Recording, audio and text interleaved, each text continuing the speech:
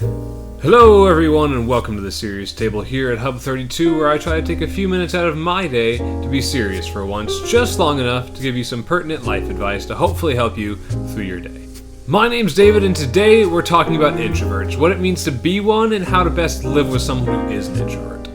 Now with the introductions out of the way, let's get serious. Now first and foremost, an introvert is someone who feels most comfortable and at home by themselves.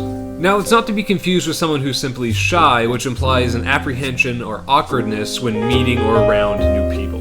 In fact, someone who's an introvert can actually have a great social personality in some cases, it's just that they still prefer to be alone. When placed into a social situation, like let's say a party, they'll often describe it as feeling drained or exhausted or possibly even stressed out. Following which, they'll usually seek out an extended period of time in which they can be alone to regain their thoughts and recharge. Because of this, most introverts tend to be more inward thinking, concerned more about bigger issues and less concerned about trivial social matters.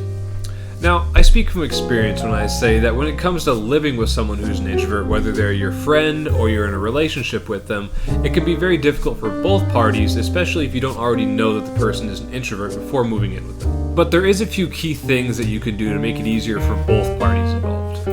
First off, allow them to have their own designated private part of the house, whether that's a bedroom, an office, a sectioned off part of the living room, whatever it may be.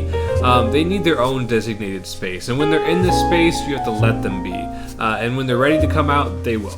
Secondly, don't ignore them. Like I said before, introverts don't often seek out social situations, but they do occasionally relish in small conversations with other people so they can feel like they're connecting on a social basis again.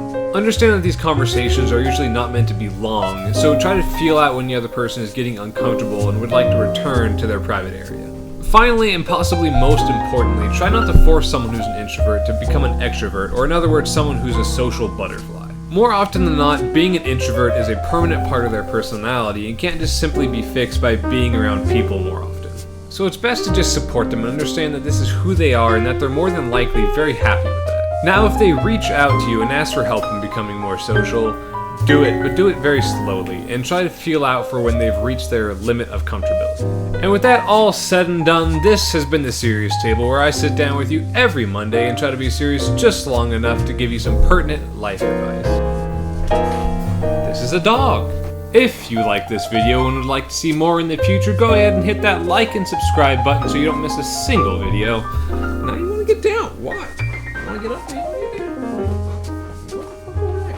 So, if you found this advice useful or would like to ask for some particular advice of your own on a future episode, go ahead and let me know in the comments below.